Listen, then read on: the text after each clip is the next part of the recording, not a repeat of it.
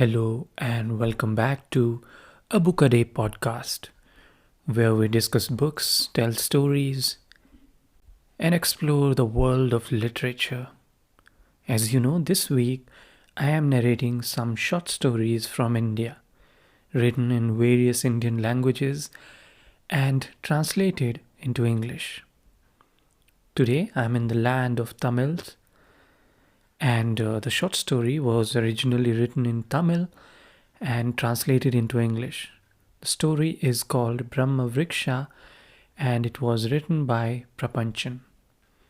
So, without any delay, let me start narrating this story called Brahma Vriksha to you. Here we go.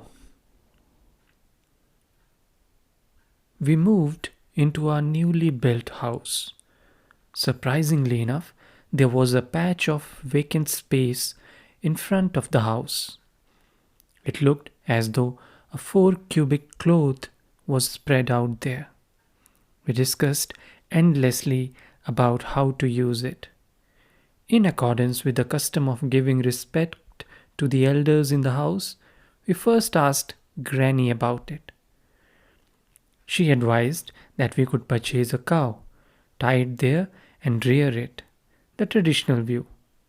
That would bring grace to the house. The arrival of a cow was something like the arrival of Lakshmi herself. The cow would yield milk. From the milk, we could get buttermilk, curd, butter, ghee, and other goodies. Those days, every house had a cow. People have changed for the worse now, said she. Mother turned down Granny's suggestion. She said, all my life I have slaved for this family and have lost all the strength I had. As if that were not enough, should I now collect cow dung too? From the day she had come to the house as a young bride, she had been noticing things. Her sister-in-law had given her a rough time. She had to get up at 4 o'clock in the morning and was allowed to go to bed only at 2 o'clock the next morning. Even her husband could not be with her.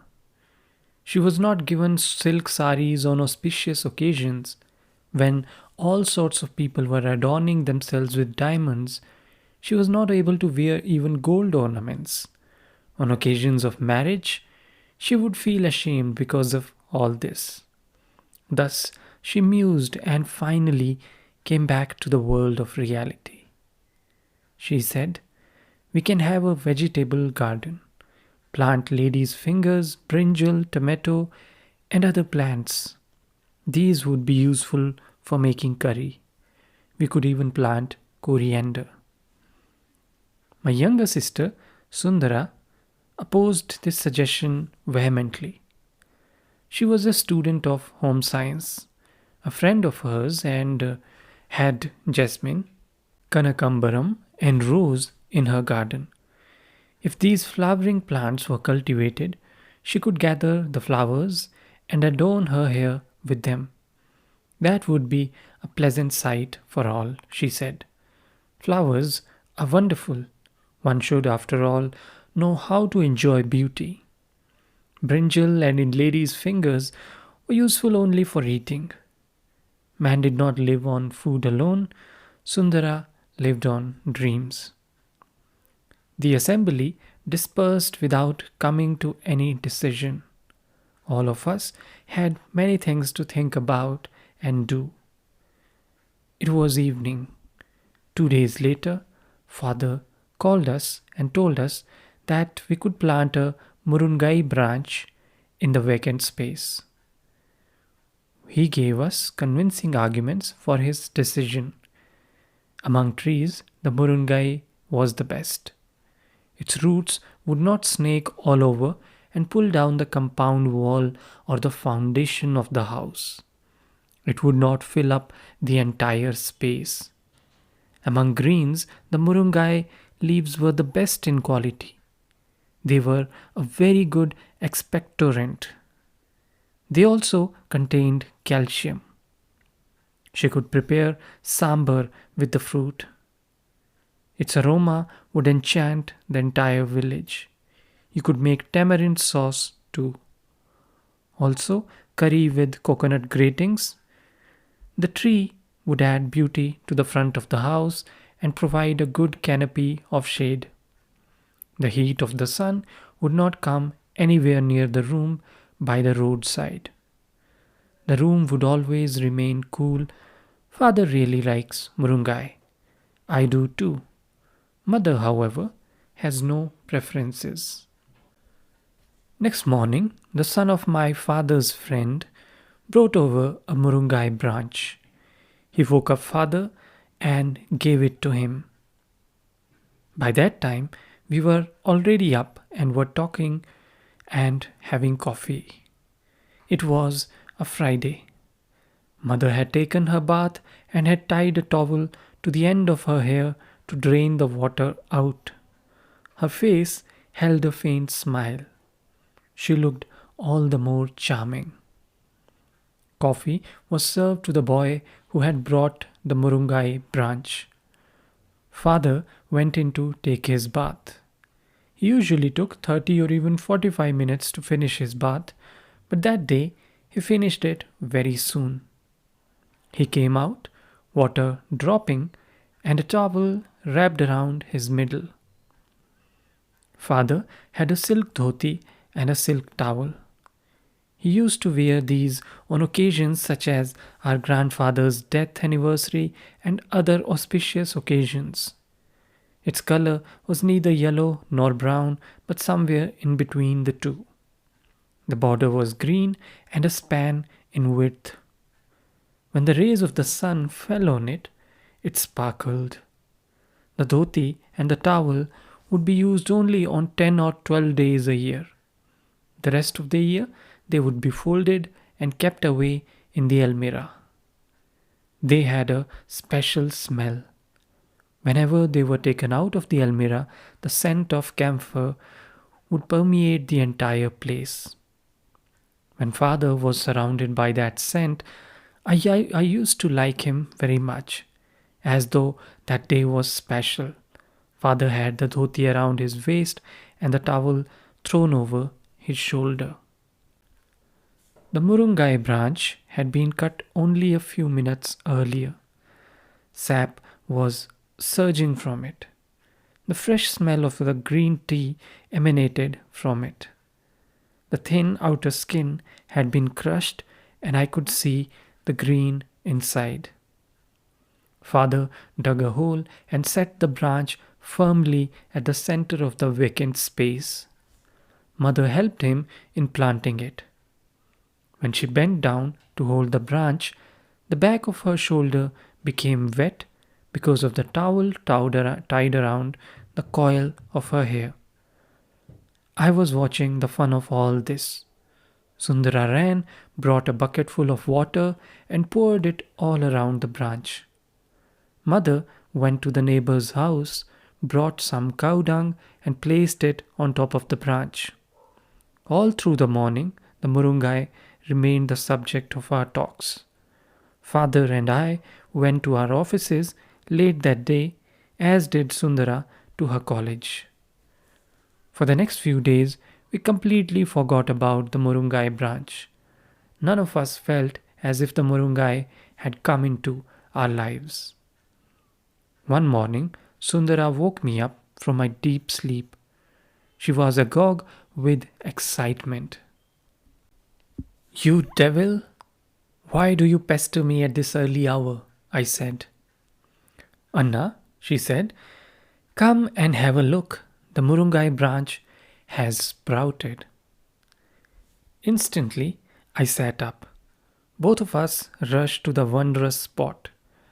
The entire household collected around the murungai. The murungai branch looked stark and thin, but on its bark at many places there were green dots. Dots like green grams stuck to the branch. I was thrilled to see the spirit of life throbbing and pushing its way up. Unaware of what I was doing, I stretched my fingers to touch it. "Shh!" don't touch, warned my grandmother. You should not point fingers at children, flowers, and leaf buds. Should not touch them either. Touching harms them. From that day onwards, the first thing we did as soon as the day dawned was to peep regularly at the murungai. Before our fascinated eyes, every node on its branch seemed to grow. The leaf buds, the tender nerves of the branches, the green, pea like leaves, the new leaf buds, everything unfolded before our enchanted eyes. One day, secretly, I plucked one, its only leaf, put it into my mouth, and tasted it. It was delicious. The first day when we used the murungai remains etched on my heart indelibly. Mother had to melt butter. Grandmother advised that if butter were clarified with murungai leaves, it would have an excellent aroma. Mother followed her instructions. We used the freshly made ghee for lunch. Was it the peculiar quality of the murungai tree or the state of our minds?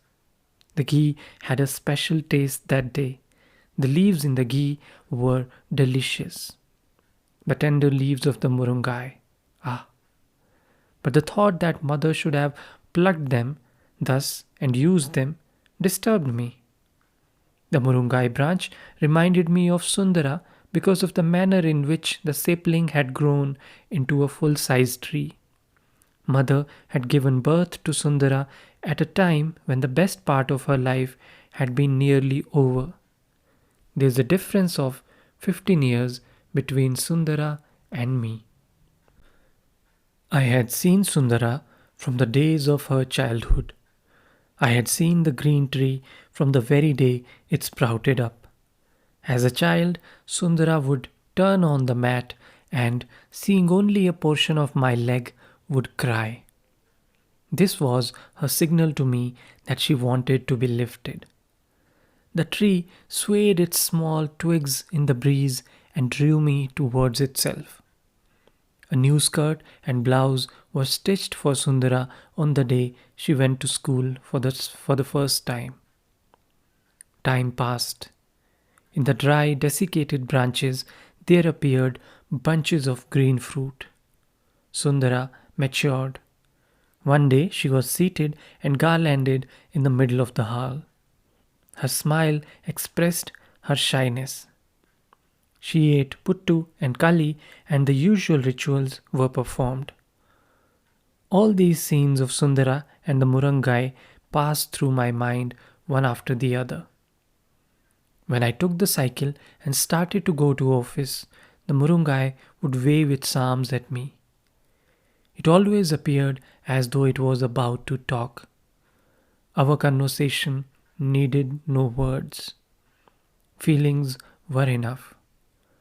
Our eyelids became lips.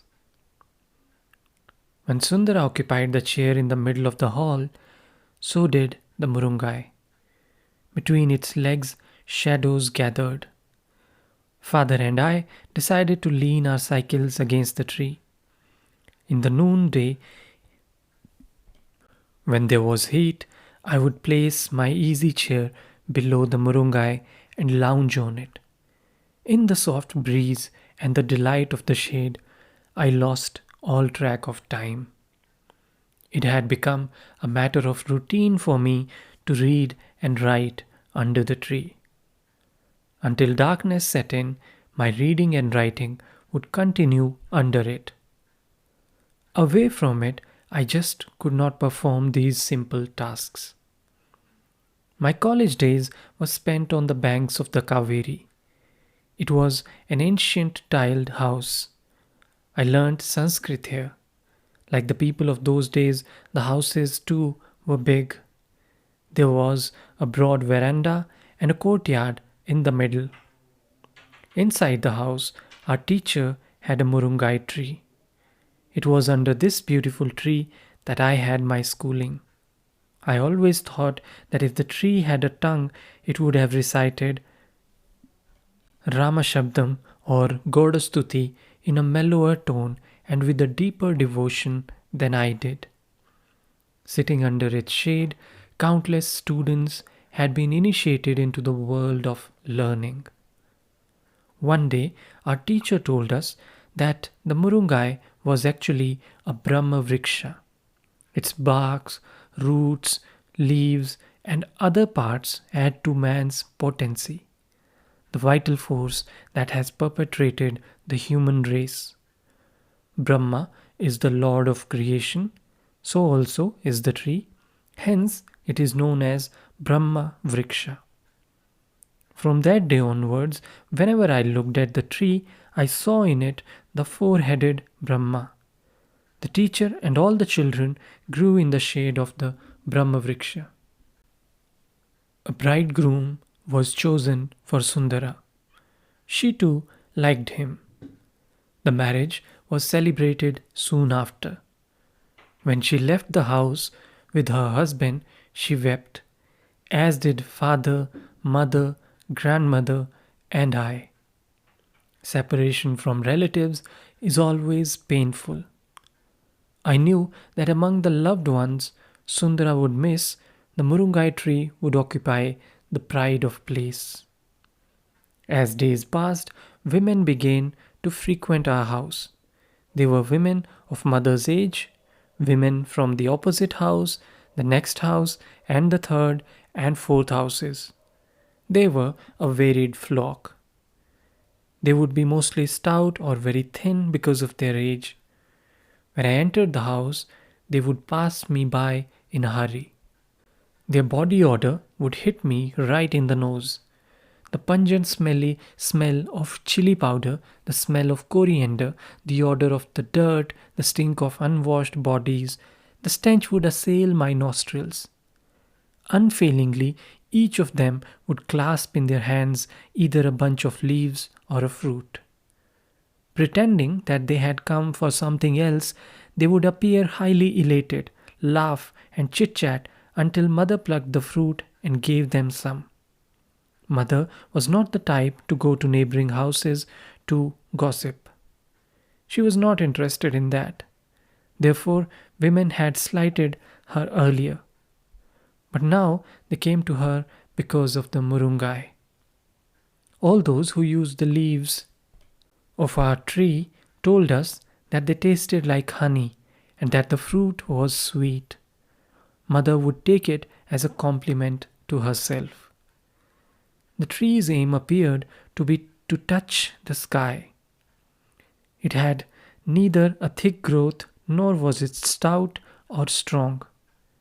Even though its top now touched the sky, to me my Murungai appeared to be a toddler. One day, several men, their hideous teeth popping out, came to cut down all the trees in our area. They put up stones one over the other and built houses and crematoriums over there. As a result, all kinds of birds left their nests and flew over the sky. Our Murungai tree became an abode for crows and sparrows. The sound of human beings and the roar of machines began to offend our ears. But that passed too, and the chatter of birds became music once again for us. We could see the top of the Murungai tree through the window of my room upstairs. I could see it even while lying in my bed. I became addicted to opening my eyes only after hearing the songs of birds. I loved seeing the first pale of streaks of dawn when the rays of the sun had not yet touched the earth. I enjoyed hearing the chirping of a house sparrow, the cawing of a crow, or the rare twitter of a myna, and the sound of a karuvattuvali. We felt surprised at how people lived by themselves in their houses. It was the world of birds which welcomed our dawns with eagerness and joy. Their enthusiasm and playfulness would remind us of the romping of children in the Maidan. They would spread their wings and hop from one branch to another. They would brush their chests and their beaks. In the evenings, they would appear to be different and call out in different notes. In their tones could be felt their contentment. Also, the peace and the anguish that the day had come to an end. When we looked at the murungai tree filled with birds and loaded with fruit, we felt that it resembled a grandfather jumping up and down with his grandchildren on his shoulders. All of a sudden, it would heave a sigh as though it had completed 1,000 years. That would be a sad sight. But immediately it would dance up in joy like a youngster. Not a day would pass in our house without a dish being cooked with some part of murungai. We had murungai fry, we had murungai kutu, murungai sambar, and so on. The sambar had its own mouth-watering taste. I liked it very much. The fruit would be used to make a tangy sauce or fried. One such dish always adorned our dining table. We loved every produce of our tree. One day a headmaster came and occupied the third house from ours. He was the senior most teacher in a very big school. He ignored us. It was as if we were insignificant creatures for him. On seeing us, he would walk straight ahead, looking up at the sky. One day, the man in the opposite house tied his cow to the pillar in the veranda of the headmaster's house and started milking it. The headmaster came out and began hopping up and down in a fit of temper. His hair was dishevelled and his cloth and towel fluttered around him. People of the entire street heard the grating in his voice.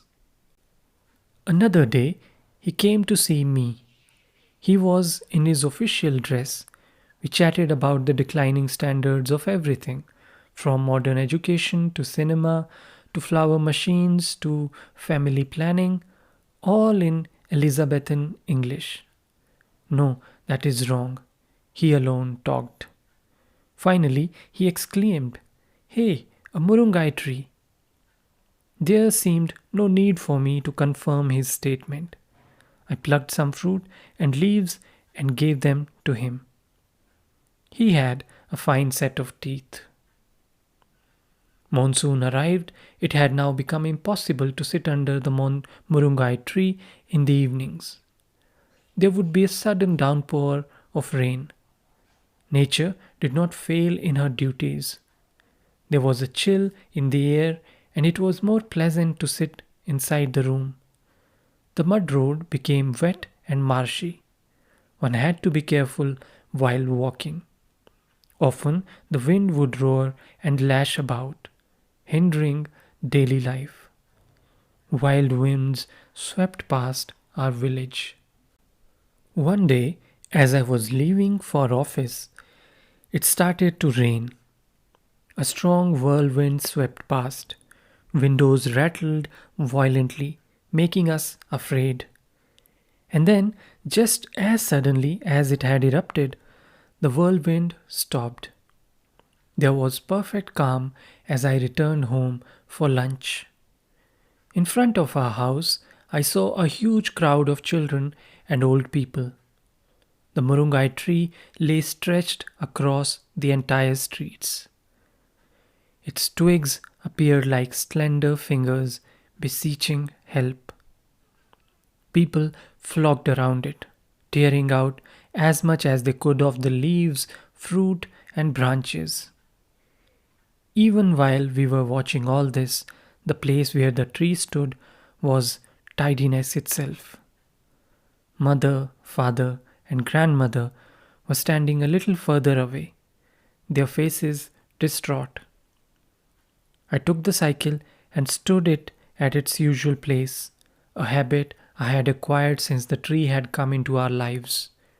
The tree appeared as though its waist had got broken. Half of it was sunk under the ground and the other half was dirt-streaked. Only the next morning did I feel the impact of its absence. Yesterday it was there. Today, it was not. Only the stump remained. More days passed.